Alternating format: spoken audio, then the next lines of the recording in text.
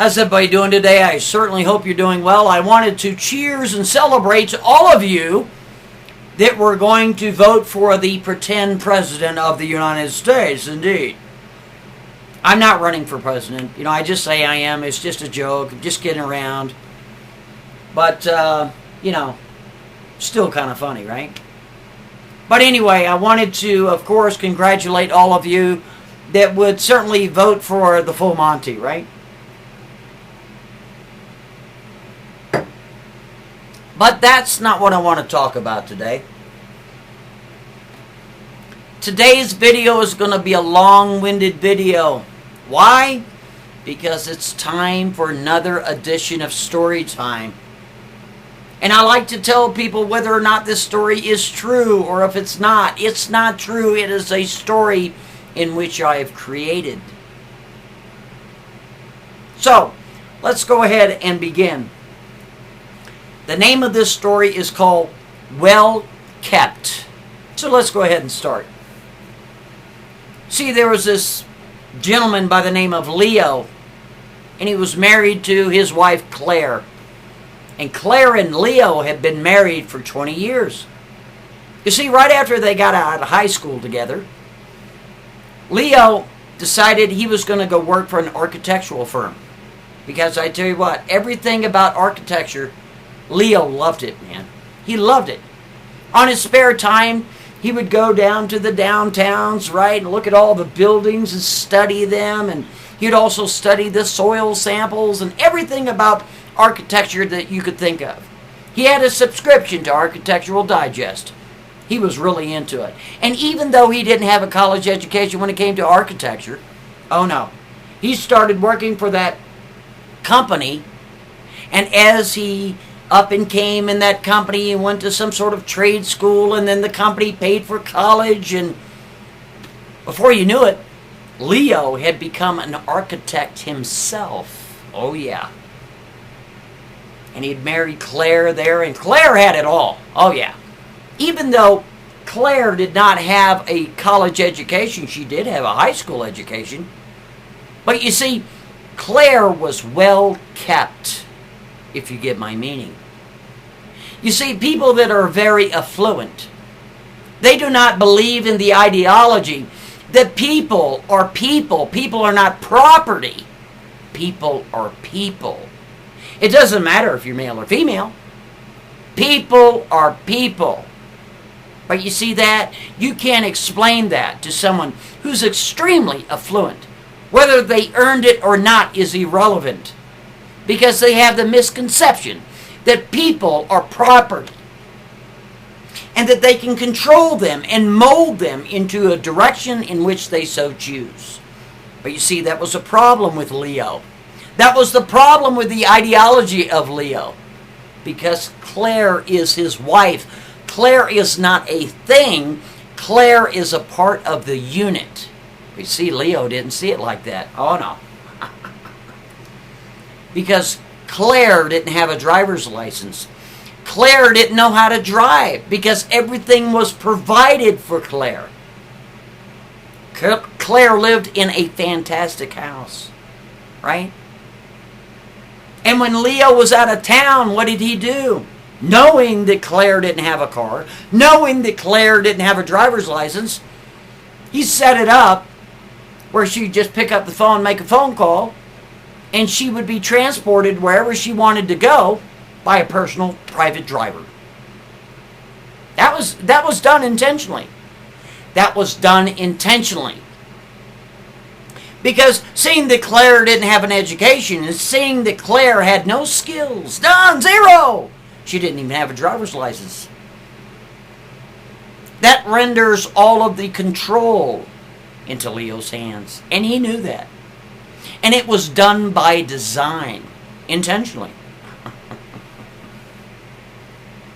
Now let me tell you something right now. Even though that Leo was very affluent, even though Leo had earned his position in this company by going back to the trade schools and the colleges, and he worked his way up through promotions, even though he was a very hardworking man, he was the type of person that would take care of the lawn. Sure, he could have hired a service to come in there and cut his grass and weed eat everything and edge and what have you, but oh no. Oh no. Leo liked working. He liked doing that kind of work because he knew exactly the way to do it. Oh yeah. He even pulled the weeds. He pulled the weeds on the side of the house, in the front of the house, and even in the backyard because, you see, Leo had a garden there. Oh yeah, he was pretty damn proud of his garden too. He had tomatoes and, he had the cucumbers, and he had a little bit of corn going on there, and rhubarb, and the whole 9 yards. He was real proud of his garden. That was his showpiece. And it was surrounded by stone. It had all these vines and such. Grapes. It was awesome. Yeah. And you see, it was a Thursday evening. Thursday evening about 5 o'clock, because that's what time Leo got home. He comes in the door and he says, Claire, I want to talk to you. Claire's just been shopping all day. She sure had. Yeah, she's got her bags and she's got a new dress and jewelry and all kinds of stuff. But hey, it doesn't matter, because Leo can easily afford anything that she could ever want. Anything. Except her freedom. Oh yeah. Because again, let me emphasize that Claire was uneducated. She only had a high school education. She was not skilled in anything. She didn't even have a driver's license or know how to drive. Oh no. Oh no. But you see, that was by design. Because Leo considered Claire as property, not as a human being, as a showpiece. So that Thursday early evening, Leo came home, walked in the door, said, Claire, I have something to tell you. I have gotten a promotion. I've gotten a very big promotion. I'm going to be a partner at this firm. I'm going to be part owner. I've earned this position. And with this position comes gross responsibility.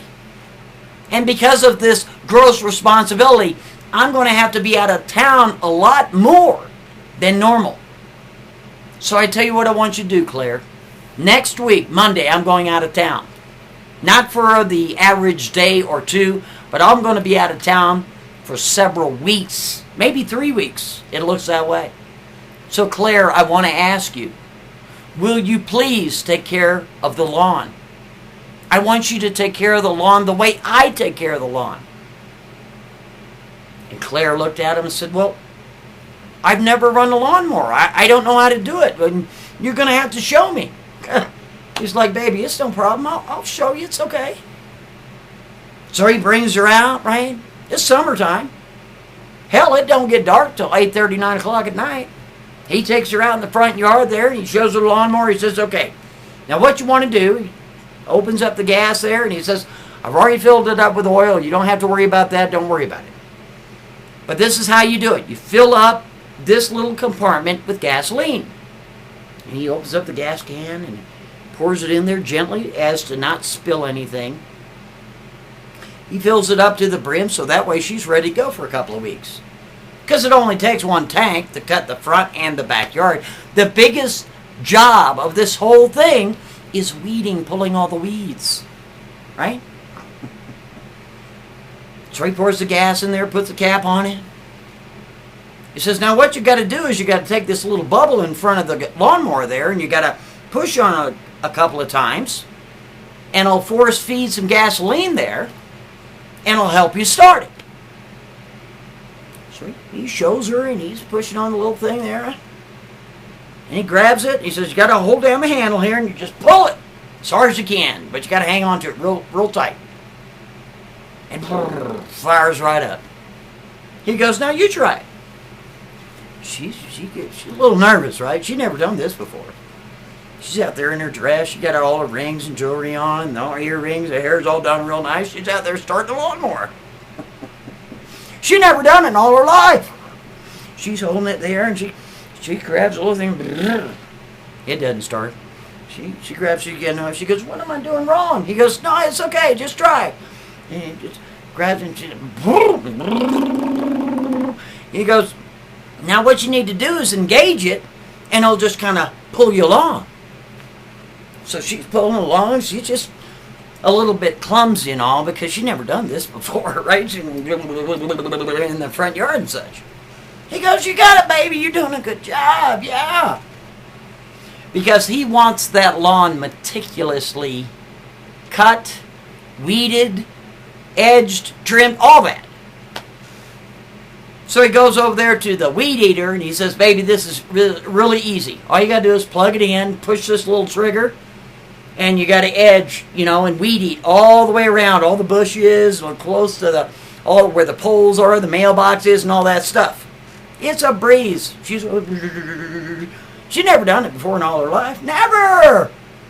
No! Because she was well kept. Oh, yeah. He said, "Baby, when you're done with that, you got to pull all the weeds." The weeds have to be pulled. It's crucial. Because if I invite somebody over to our home, not our house, but our home, I want this yard to be pristine, better than anybody else in the whole neighborhood.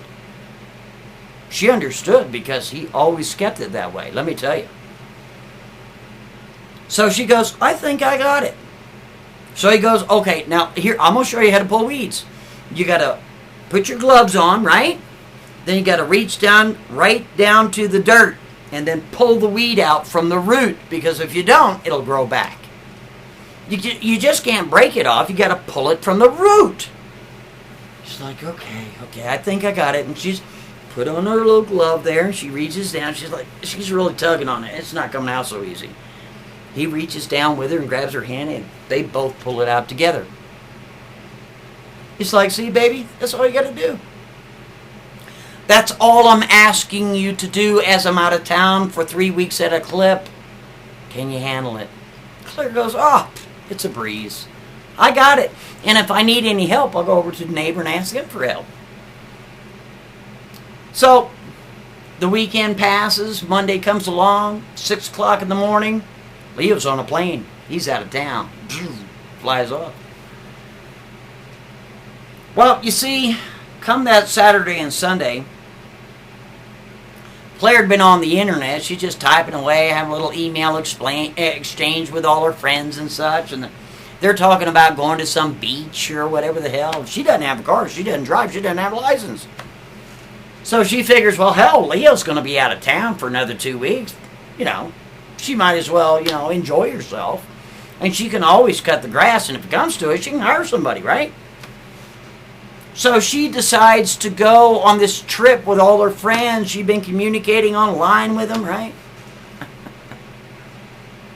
So she goes on this trip. And things didn't go very well on that trip, let me tell you. It just rained a lot. It was muddy. It was disgusting. It was horrible. And instead of her being on that trip for a week, they ended up being on that trip for about 13 days. And the 14th day, which would be 2 weeks into the 1 week that he was already gone, Leo is supposed to be back.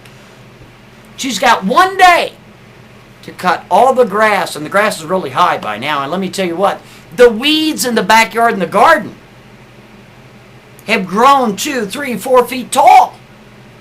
I mean, there's a bunch of weeds, buddy, because it's been raining, carrying on about. She's got 1 day to do all this stuff. So here it is. It's a Tuesday afternoon. And who comes walking through the door? Leo. He's back a day early. Yep. And Claire is en route to come back home. She's not even home from her trip yet. And guess what? The lawn is not cut. The lawn is not edged. The lawn is not weed-eated.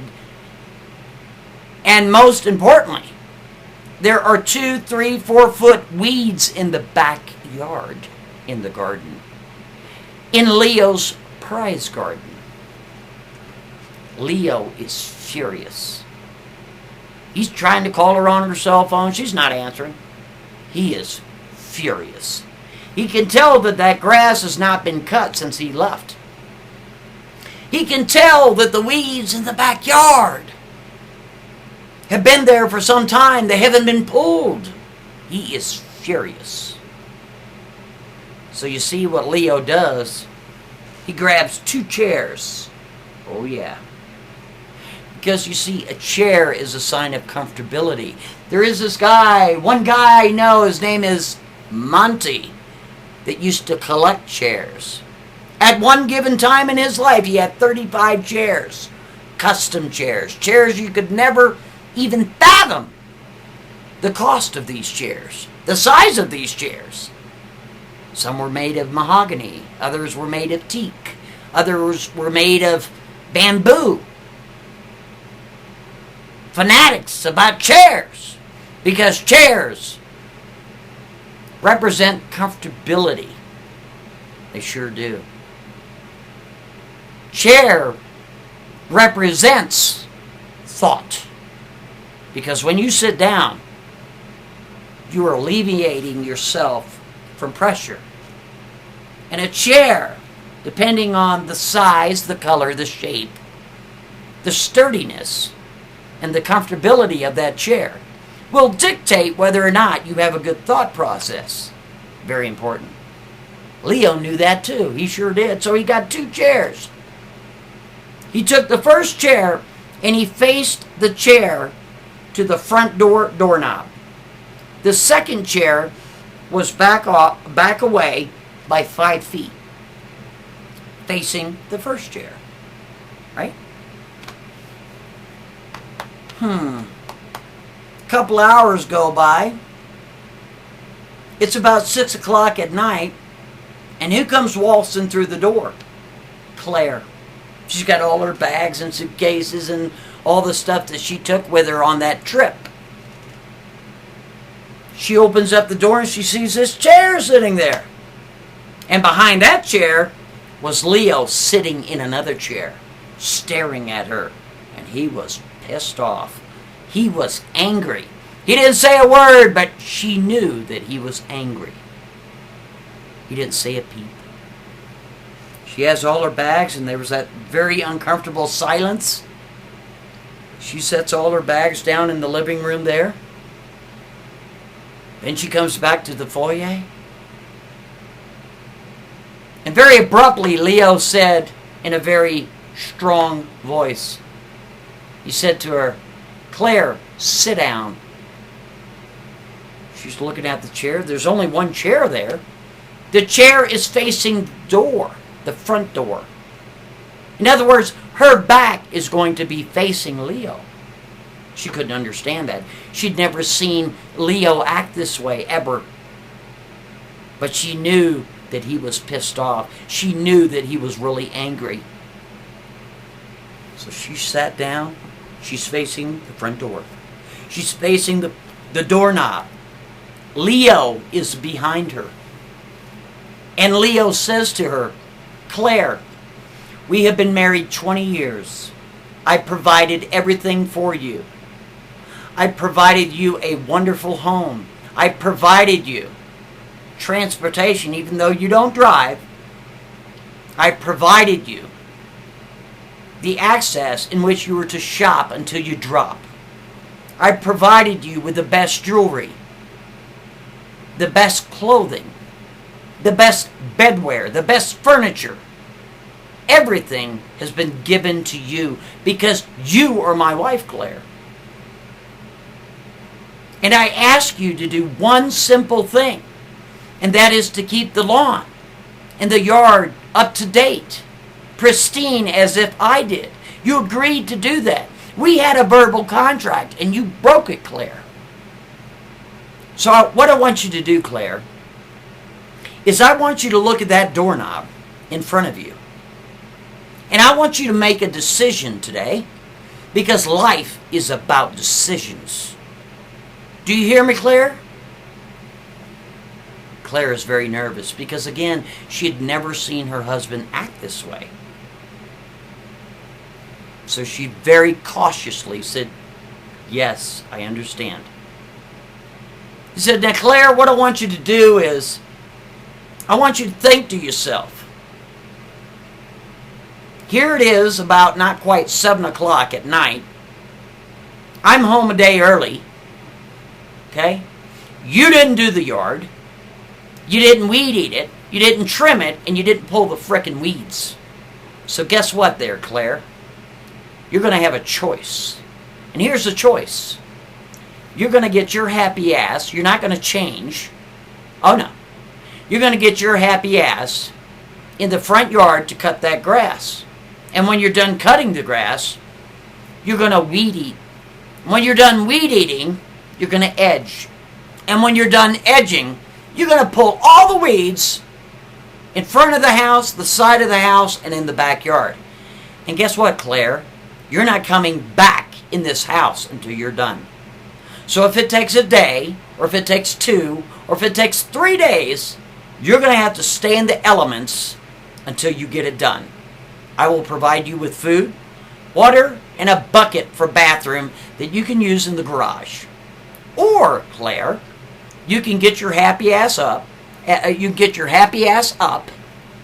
Open the door and walk out this door and never come back, and I'll file for divorce. What do you want to do, Claire? Claire is withdrawn. A tear is coming to her eyes. She's starting to get very emotional because, again, Leo has never acted like this. She's just shaking and a little sobbing. She's trying to be quiet because she doesn't want to infuriate him even more.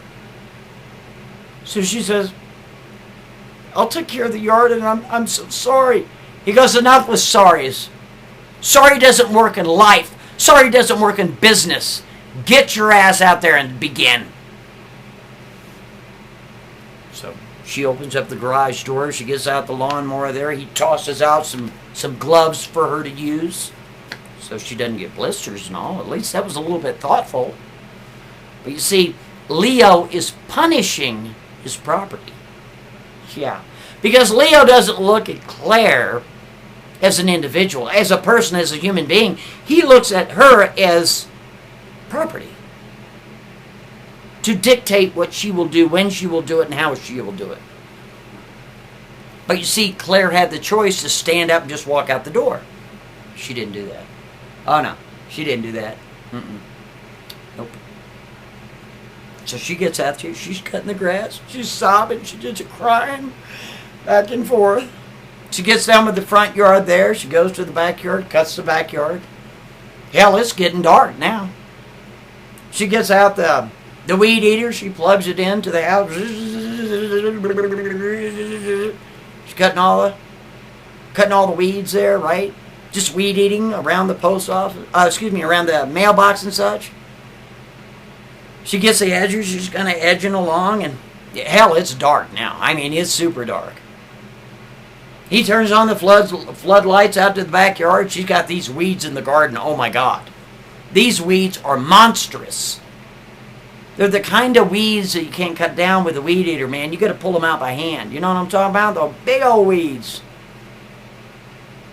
She goes back there and she's tugging on, and they're big weeds, man. They're like 2, 3, 4 feet tall now. She's yanking them. She can't quite get them. He tosses out some cutters. He says, when you cut them, you got to make sure you put the cutters in the dirt and cut from the root. It's like, okay. She's down there cutting. Right? She can hardly see. She's getting tired as hell. Hell, it's about 11:30 now. He took a bucket and he just tosses it out there. He goes, if you need to go to the bathroom, use the bucket. Here's some toilet paper. He throws it, throws it out in the yard. And she has to sleep in the elements. She's getting a little tired too. She lays down on the lawn furniture in the backyard. And we're not talking about everyday lawn furniture, no. We're not talking about the wrought iron and that's all you get. Oh no. We're talking about plush lawn furniture. The lawn furniture that costs at least $3,000 to $4,000. Really cushiony, might as well be a bed. It's got a little nip in the air, a little chilliness, right? She lays down on there. She's going to go to sleep because tomorrow she's got to get up and she's got to continue to pull the weeds until they're all gone to his expectations. She nestles down. She just cries, carrying on. She's never seen this in all her life. lays down. She goes to sleep. She wakes up in the morning not knowing where she's at because she's used to sleeping in a plush bed, king-size bed with all the trimmings, shams and all that crap. She wakes up, she's a little chilly. She looks over, hell, it's about 9 o'clock in the morning. Leah's already off to work the next day, right?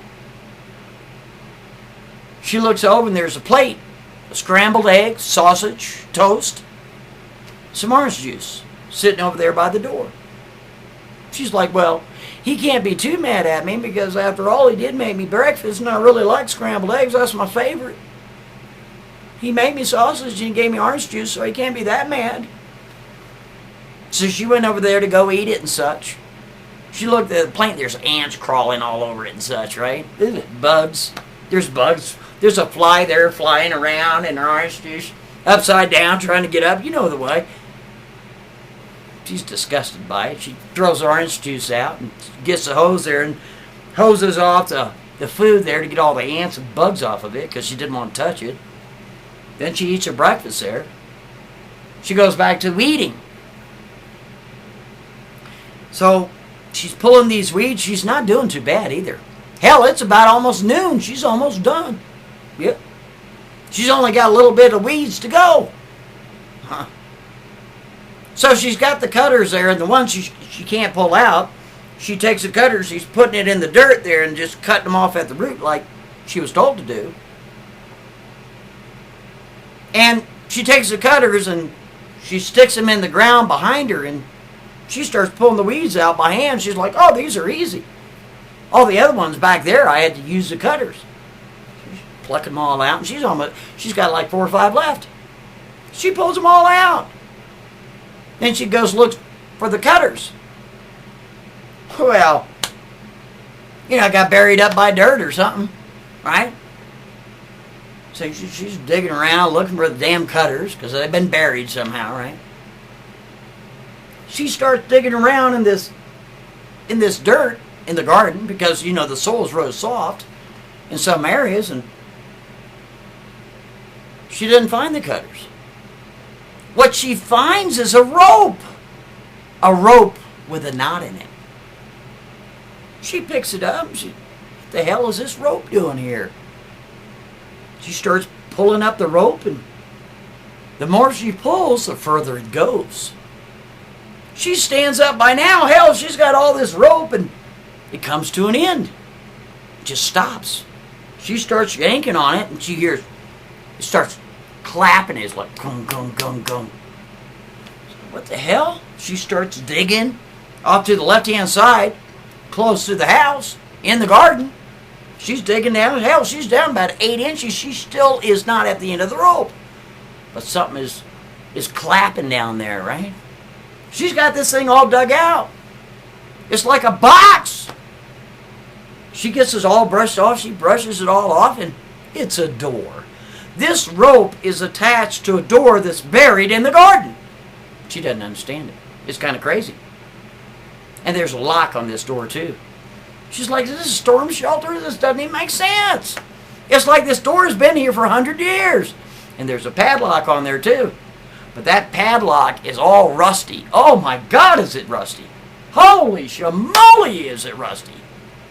She races over to the garage. She grabs a hammer. She starts sort of hitting the damn lock and pew, breaks it off. She's nervous now because she knows she's going to open that door. She doesn't know what's behind it. She's nervous as hell, boy. She is scared. She takes that. She stands up and she's pulling on. The door opens up a little bit. She opens up real quick and she looks down. And there's stairs. There's stairs headed downward. The sun is damn near directly above. So she can see with the light that these stairs go straight down. And there's a black and white checkered floor. Oh, yeah. Oh, she's getting excited. But you'd think there'd be cobwebs and stuff in there. There ain't no cobwebs there. None. Kind of fascinated by this. She races to the back door, of her house to see if she can get in. It's locked. She goes into the garage to open up the side door in the garage to the house, but that's locked. She races around to the front door. That's locked. Leo's locked her out of the house. She can't go get no flashlight. But there's enough light to see that there's stairs going down and a checkered black and white floor. She's got to go investigate. This is fascinating to her. Oh, yeah. She gets her gloves on there, right? She's got her gloves, and let's see, she's looking for some sort of weapon. Well, she takes a hammer with her just in case. Could be a critter down there. She doesn't know. She's walking down the stairs. She gets down there, and she's standing there in this checkered floor, and she looks straight ahead, and there's this bookcase. She looks to the left, and there's another bookcase. She looks off to the right, there's another bookcase. And we're talking really nice bookcases with really nice books. Not one cobweb is down there. And she's thinking, oh my God, Leo this must be his study or something, his secret room, maybe. She doesn't know what to think. She's looking for some sort of light switch. She doesn't see any. And then she looks directly in front of her, and there is a stone wall in a circle. It's a well. Yeah. Oh, yeah. It's a well. What is a well doing in what looks to be some sort of hideaway bunker library?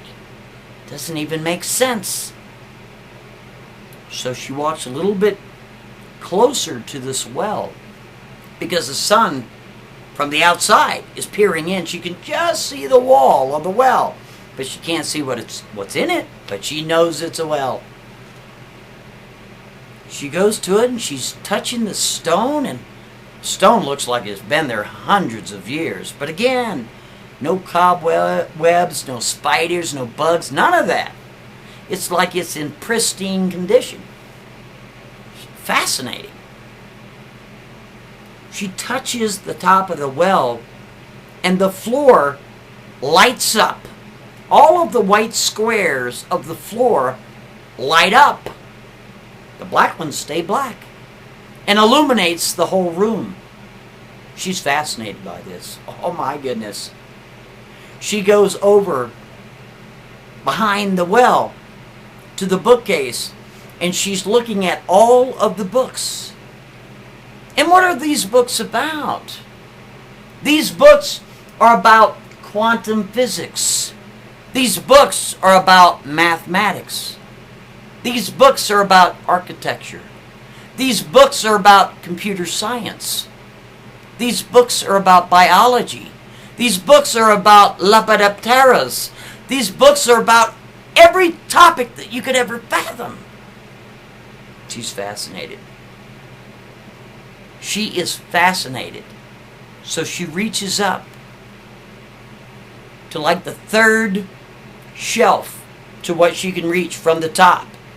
She goes to grab one book. And as she grabs this book, her fingers become illuminated. And this band of light travels up her arm and goes to her face, to her brain, and she goes into some sort of unusual unconsciousness. But she's conscious. And she just closes her eyes and takes a deep breath, and suddenly every single word, every single letter of that book has been transposed from the book itself into her mind, boy. She knows every last detail of quantum physics. She's fascinated. She's like, I know this, I know that, I know. She looks around, she's looking for anything to write with. She can't write with anything. There's nothing there. There's no paper, no pen, no nothing. She raises up the stairs, and she takes a stick there, and she's in the dirt, and she's she's sitting there writing all kinds of different equations and in the dirt there. She's just fascinating that she knows all this stuff. How's it possible? How's it possible that she simply touched a book and all the information from that book went into her mind and it's been retained for instantaneous recall? How's it possible? Oh, she's excited now. She's real excited. She races down the stairs again. She goes and she starts looking at all the topics. She reaches for another one. Her fingers become illuminated. And this light is going up her arm and into her brain. And she knows everything there is to know about mathematics. She races up the stairs. She's making all these mathematical equations that you can't even fathom. Oh, this is freedom. This is freedom. And she knows it. But you see, as time goes on, it's getting later in the day, and before you know it, who's going to walk through that door? Leo. Leo's going to be home. He's going to do an inspection of all the weeds that she pulled. So she walks up the steps, right? She closes the door. She's looking around for the little lock there. She puts the lock on. She covers it up with dirt. She takes a rope. She buries it. She's covering that up with dirt. She rakes it all out, make it all even and such. Because I tell you what, Leo is coming back home. And hopefully, Leo doesn't know anything about this room. Because if he doesn't, this is her way out. This is a way for her to better herself, to educate herself, to advance herself, so that way she's not so dependent on this man that she calls her husband. Right? But seeing how the garage door is locked, and the back door is locked, and the front door is locked because he locked them, she's got to wait for him to get home from work. He finally pulls up about 25 minutes later, and she's sitting on the back porch there waiting for him. He walks out the back door and he says, "Did you finish all of the duties that I told you to do, especially when it came to weeding?" She goes, "Yes, I did." He goes, "Well, let me check." He goes to the front of the house. He's looking around for the weeds. He doesn't see any. He goes to the side of the house. He's looking for any little weed. Can't find one. He goes over to his prize garden. He's looking for all the weeds. He can't find one weed. She did an outstanding job. But rather than praise her and tell her what an outstanding job that she did, oh no. Leo said, "Now, you should have done that in the first place. That's what you should have done. You should have done all the chores that I asked you to do that you agreed to before I went out of town." He invited her back into the home, into their home. There was this really bizarre kind of quietness going on. You know the drill. When you're with somebody you love, or your husband, your wife, or whatever, and you have some sort of argument, you get into that weird silence. I'd rather have screaming myself. So as the night progressed, they got a little bit warmer, a little bit closer. She got to sleep in her bed now with the shams and the $50 sheets, the pillowcases, and the nice trimmings in her own, let's say, nightgown and such, right? She got to use an actual toilet, got to take an actual shower. She's back in her place where she belongs. But you see, she told Leo before they went to bed that rather than him doing the yard work from now on, she wants to cut the grass. She wants to do all the weed eating, all the edging, and pull all the weeds. That she's volunteering to do that, seeing that Leo got this job promotion and all, and he's going to be out of town even more. So Leo is thinking to himself, you know something? I have this woman right where I want her, right under my thumb. That's what he's thinking to himself, right? Because this woman here is actually well kept, and he wants to keep it that way. But little does he know, Claire is extremely acute in architecture, quantum physics, and mathematics. He doesn't have a clue. Oh no. And before they laid their heads down to go to sleep, Leo looks at Claire and says, Claire, we need to go to a party Saturday night where I'm going to be meeting with the other partners of the firm. And there's going to be some very influential people there.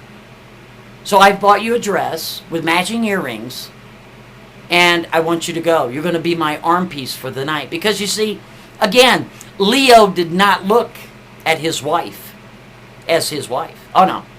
He looked at his wife as property, as a showpiece, right? He condescended upon her, not as a human being, but as a prize. Disgusting little man that he was. Right. So Saturday came around and she got on the dress that he had bought for her with the matching earrings. She put on her nicest shoes. She put on a wash, some jewelry. Did her hair up real nice. Yeah. Leo looked pretty good too. He was in his tuxedo with a little bow tie, right? But instead of going there in their car, oh no, he got a limousine. Because let me tell you something. When you go to these parties with extremely affluent people, you have got to look great. Not good, but great. Leo knew that because he kind of learned along the way. So he got this limousine. He drives off to this house. This house is 3 times as big as his house. Huge mansion. Huge. Hundreds of people are here. Some people he knew, some people he didn't. But of course he had his prized possession, his showpiece, his arm piece, Claire, his wife, who he'd been with for over 20 years now. They walk into this place like they own it. They start perusing around and talking with other couples and other business people that, of course, Leo is affiliated with, either directly or indirectly. And this elderly gentleman walks up while Leo is talking to one of the partners at the firm. And he says, Leo, I have a question for you. You know, I've been in business for about 45 years, and I wanted to ask your opinion on something. You see, we bought this prime piece of real estate worth about $1.7 million, and we were going to build this structure, about a 28-story building on it. But you see, the soil samples came in, and it failed. It flunked. Meaning that the soil in itself is not going to be able to handle that size of a building without some sort of movement going on, potentially in the long run. And I was just wondering, if you had this on your plate, how would you deal with it? Leo kind of raised an eyebrow and he says, well, do you have any blueprints, schematics, or anything that I can take a look at? The gentleman pulls out his phone. He just happened to have those schematics and the blueprint and such of what they were planning to do but can't do it because of the soil sample. He pulls it up and he's looking at it. Claire is observing this out of the corner of her eye. She's listening to every word being said between the two. It's like, you know what? That's a very unique situation. I don't think I've ever been in that situation. Let me think on it, and I'll give me a couple of days, and I'll get back with you. And Claire says, can I interject and give a woman's point of view? And before Leo could open his mouth to tell Claire to shut her mouth, the elderly gentleman said, oh, absolutely, please chime in.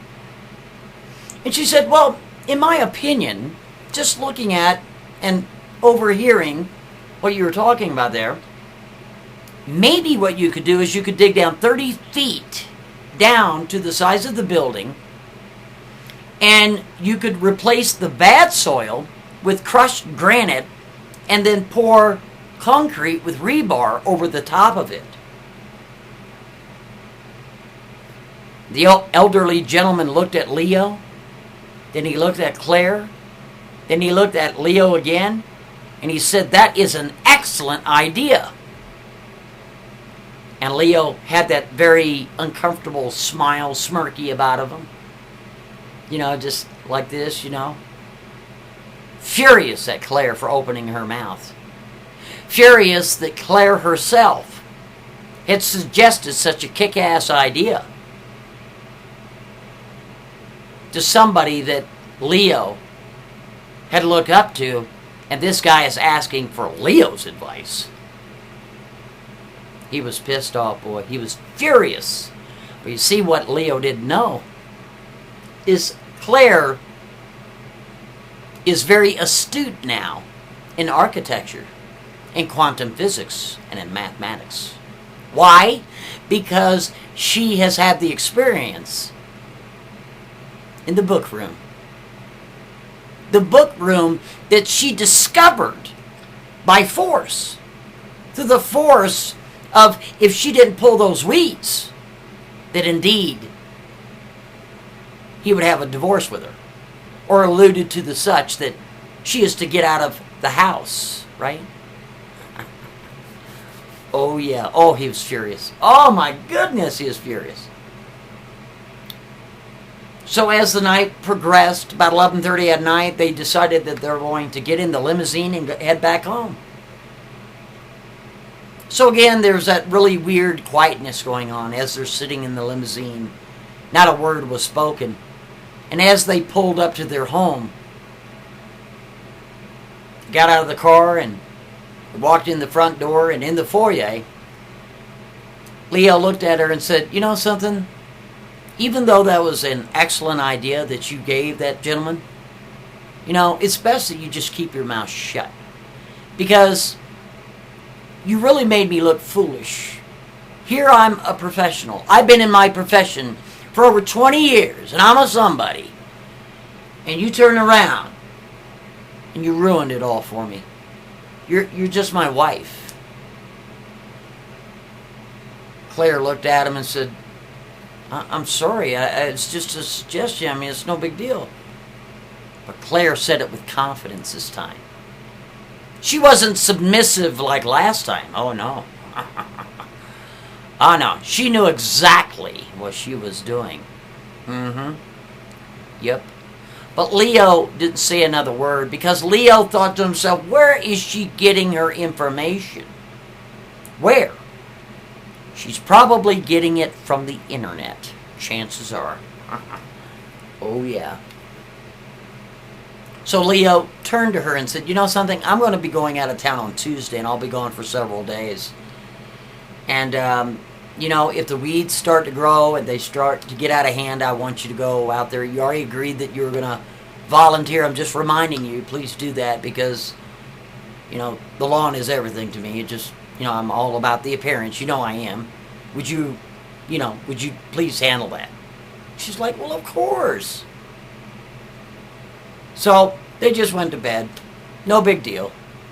A couple of days go by. He's ready to go out of town early in the morning. He's out the door about 6:30 in the morning. Taxi takes him off to the airport. Once Claire knows that he's out of town for days, guess where she's at? Oh, yeah. Leo's been gone for a couple hours, so she knows he's en route. She races out the back door. She goes to look for that rope. She finds the rope. She pulls it up to the door. She knocks off that lock, opens the door, walks down the stairs on that black and white checkered floor with the well in the center. She goes around the well to the bookcase and she starts looking at all the books. All the books. She goes over to the left-hand side. There's hundreds and hundreds of books. She goes to the right-hand side. There's hundreds and hundreds and hundreds upon hundreds of books on every topic that you could even imagine. Oh, yeah, and she's reaching for them, too. She reaches for one, and here we go. As her fingers illuminate, right? This band of light goes around her arm and into her brain. She absorbs every word, every punctuation mark, every letter of that book has been transposed to her mind with instantaneous recall. This is phenomenal. Claire stays there all day long, going from book to book to book to book. absorbing all this information. She's in heaven. She's in heaven. She can't get enough knowledge because she knows that knowledge is indeed power. And she needs to bring herself to keep from being well kept. I'm Montagraph, and if you can't speak freely, you're simply not free.